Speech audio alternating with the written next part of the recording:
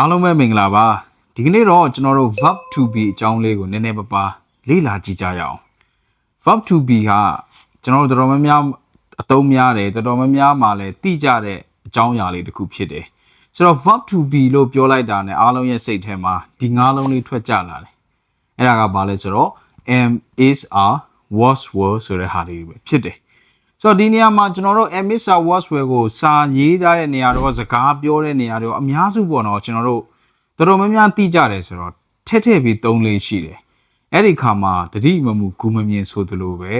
ကျွန်တော်တို့သုံးလိုက်တဲ့နောက်ကလိုက်တဲ့ verb တွေအနေထားမမှန်ဘူးဆိုရင်ဒါနီလန်းလည်းမကြသလိုနားထောင်တဲ့လူကျွန်တော်တို့စာရေးတယ်ဆိုရင်လည်းဖတ်တဲ့လူတွေရဲ့စိတ်ထဲမှာ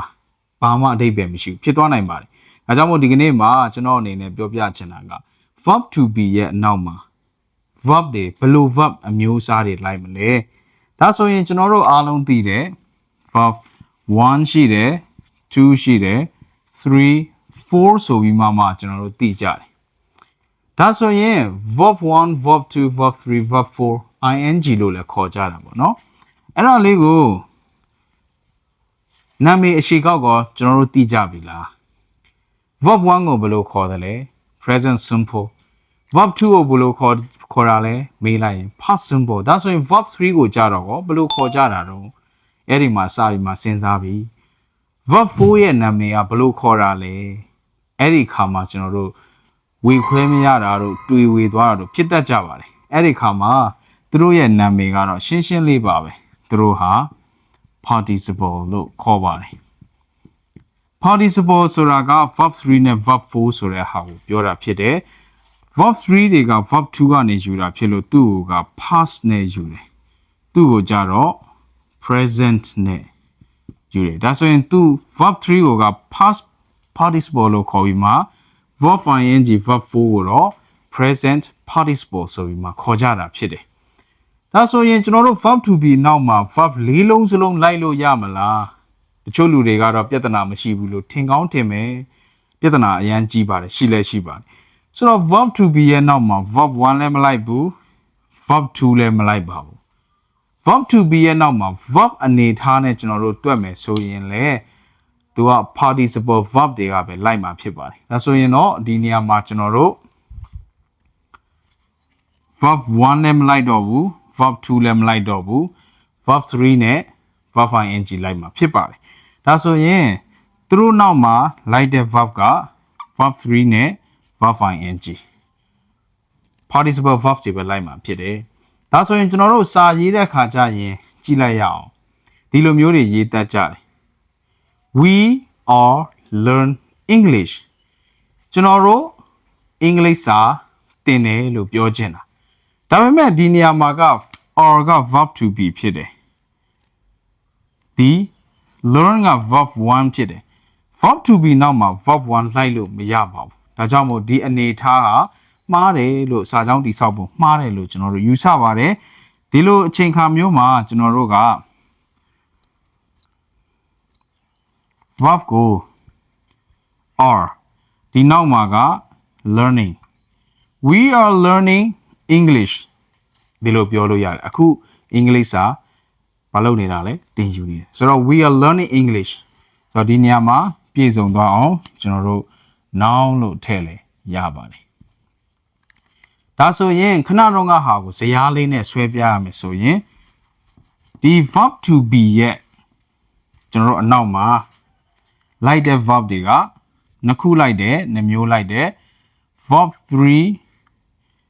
ပြီးတော့ verb 4ဆိုတဲ့ ing လိုက်တယ် verb 3လိုက်ရင်သူကဘာဖြစ်တာလဲဆိုတော့ voice အနေထားနဲ့ကျွန်တော်တို့ပြောရင် passive ဖြစ်သွားတယ် verb to be နောက်မှာ verb ing လိုက်ရင်တော့သူက active voice လို့ခေါ်ပါတယ်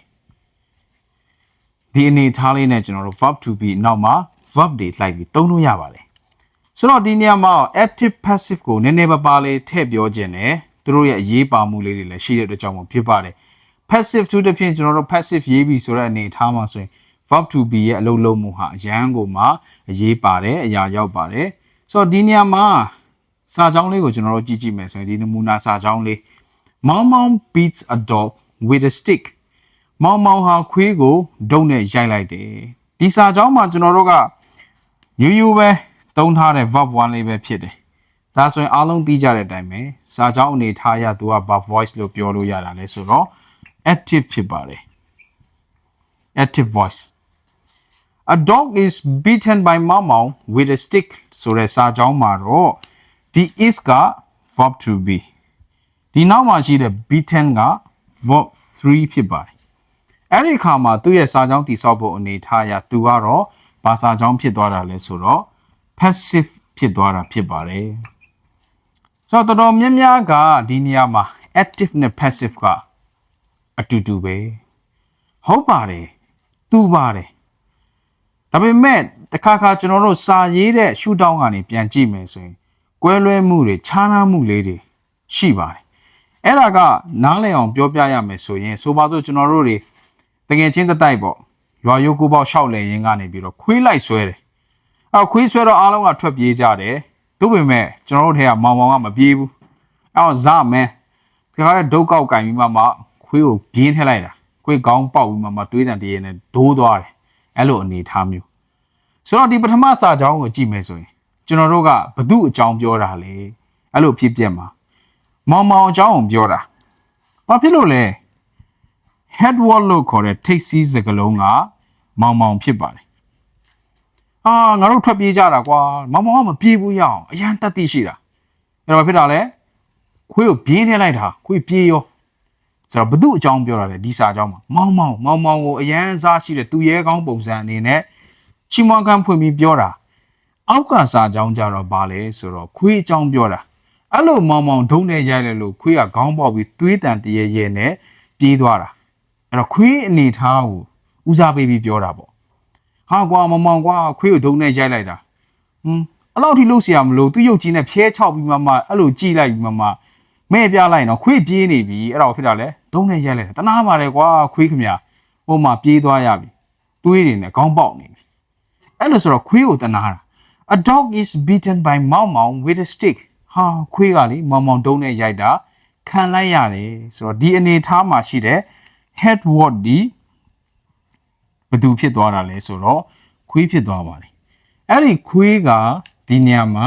တနာချင်းခံရတဲ့သူ့အကြောင်းကိုအသားပေးပြီးမိမောင်းထုတ်ပြပြောဆိုထားတာဖြစ်ပါတယ်ဆိုတော့ active passive ဆိုတာကလည်းသူ့အနေနဲ့အနေထားကိုမူတည်ပြီးမှကျွန်တော်တို့ပြောချင်တဲ့အကြောင်းအရာလိုက်ပြီးမှဖြစ်ပေါ်ပြီးမှရေးတာပို့ပြီးမှကောင်းတယ်နောက်ပြီးတော့လည်းဒီသင်ခန်းစာလေးမှာပြန်ပြီးအတူချုံပြောရမယ်ဆိုရင် verb to be ရဲ့နောက်မှာကျွန်တော်တို့ want to တွေမလိုက်ပဲနဲ့ participle verb တွေလိုက်တယ်လို့မှတ်ထားရင်ပြည့်စုံတယ်ပြီးတော့ verb 3 line passive ဖြစ်တယ် active ဖြစ်တယ်သူတို့တွေကတူတယ်လို့ကျွန်တော်တို့အများစုသိထားပေမဲ့မတူညီတဲ့အပိုင်းတွေလည်းရှိတယ်ဆိုတဲ့အရာတခုကိုဒီ verb to be lesson လေးနဲ့ပြောပြခြင်းရှင်းပြခြင်းဖြစ်ပါတယ်ဆက်ပြီးတော့လည်းဒီ verb to be သင်ခန်းစာတွေနဲ့ဆက်ဆက်မှုရှိတဲ့သင်ခန်းစာတွေပြီးတော့အရန်ကုန်မှာအင်္ဂလိပ်စာလေ့လာသူတွေအကျိုးရှိမဲ့သင်ခန်းစာကိုလည်းတင်ကြားပို့ချပေးသွားမှာဖြစ်တဲ့အတွက်ကြောင့်မို့ like follow subscribe တွေကိုလည်းလုပ်ထားပေးလို့ရပါတယ်ခင်ဗျာ